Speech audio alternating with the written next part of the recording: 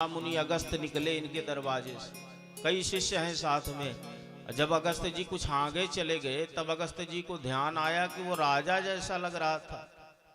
पीछे मुड़ करके आए और देखा कि सचमुच का राजा इंद्रद्युम्न दाढ़ी बाल बढ़ा करके भगवान के ध्यान में बैठा। अगस्त जी को लगने लगा कि ये स्वयं को सिद्ध महात्मा समझता है।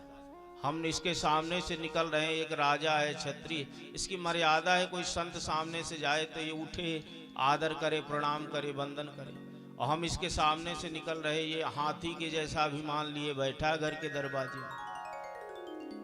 ये संस्कार नहीं है। कभी श्रेष्ठ व्यक्तित्व तो हमारे सामने से गुजरे, कोई संत निकले, महात्मा निकले, तो हमें बैठे नहीं रहना चाहिए कि हम कुर्सी लगाए बैठे रहें अपने खटिया में।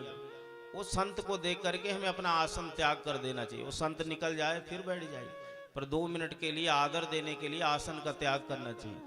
तो इसने आसन का त्याग नहीं किया, एक महात्मा इसके सामने से निकले। तो अगस्त जी को ऐसा भ्रम हुआ कि अहंकार में इसने ऐसा किया, इसलिए हाथी होने का श्राप दे दिया कि जा तू एक संत का आदर नहीं करता, तेरे दरवाजे से महात्मा निकला, तू हाथी जैसा बैठा है तो हाथी बन जा।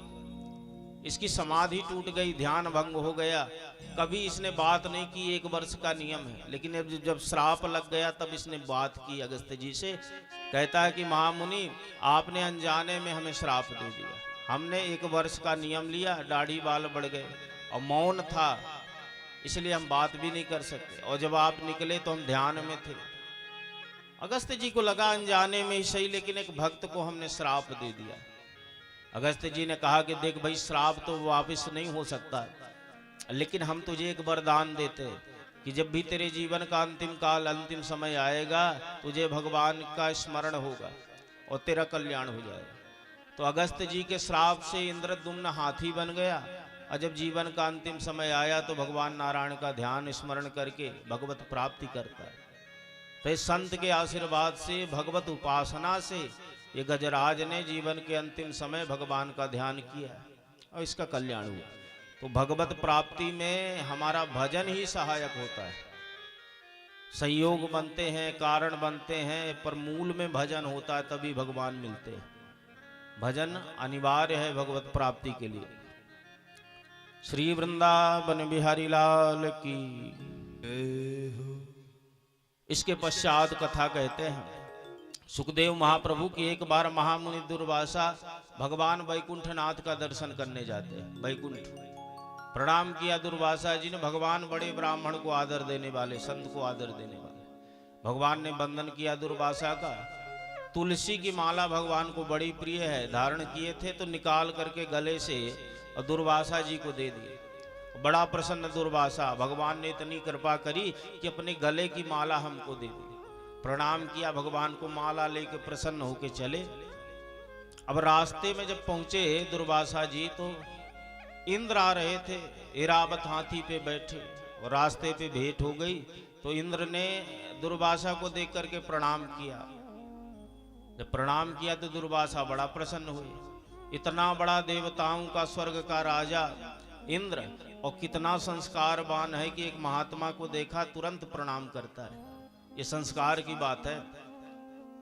गले से माला निकाली भगवान की प्रसादी और तुरंत इंद्र को दे दी।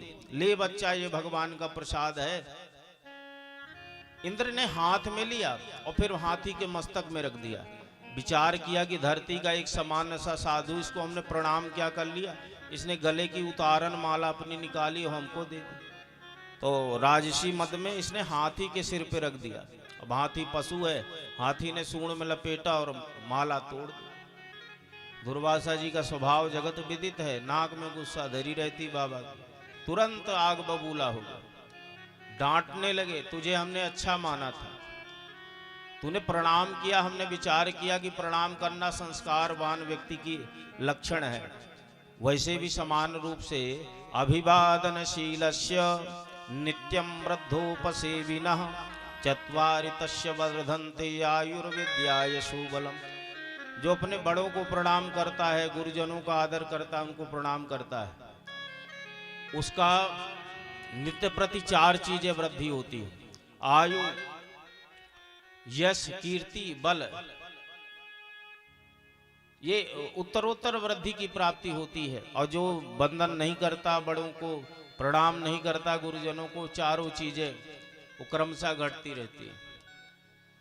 तुझे धन का मद है, दुर्वासा जी कहते, धन के अहंकार में तू भगवान का प्रसाद का अपमान करता। अरे ये हमारी माला नहीं, ये भगवान नारायण की दी गई प्रसादी माला, तूने तुड़वा दी, हाथी से कुचलवा दिया।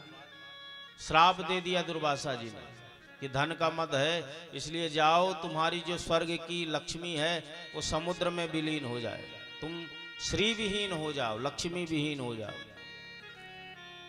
ऐसा जब श्राप दिया तो एक देवी चमचमाती स्वर्ग से निकली, अद्भुत रूप है, और जा करके वो समुद्र में विलीन हो गए। देवता श्री विहीन हो गए, निस्तेज हो जाते।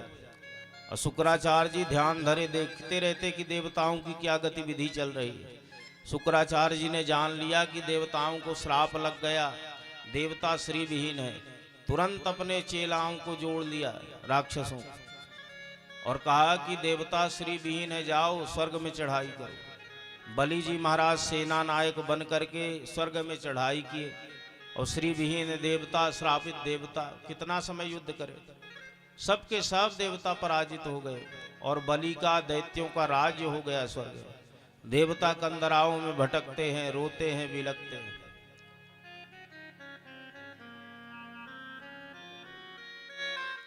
तो जब इनका कष्ट बढ़ा, ब्रह्मा जी के पास पहुंचे।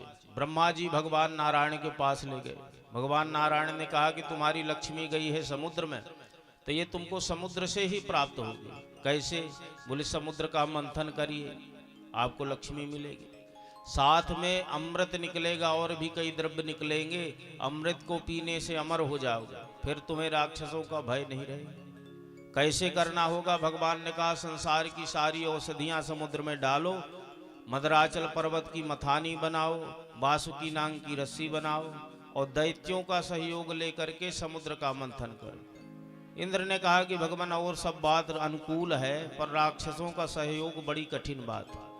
ये राक्षस हमारा सहयोग करने वाले नहीं, ये तो विरोधी है हमारे। भगवान ने कहा नीति जो है वो बड़े से बड़ा काम नीति से बन जाता है।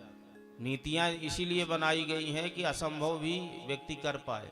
नीति क्या है? साम, दाम, दंड, भेद, ये चार नीति है।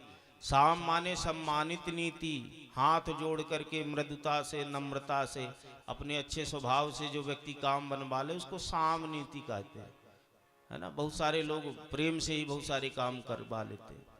दाम नीति है, नहीं 100 रुपए दे दो जल्दी काम हो जाए, ये दाम नीति है।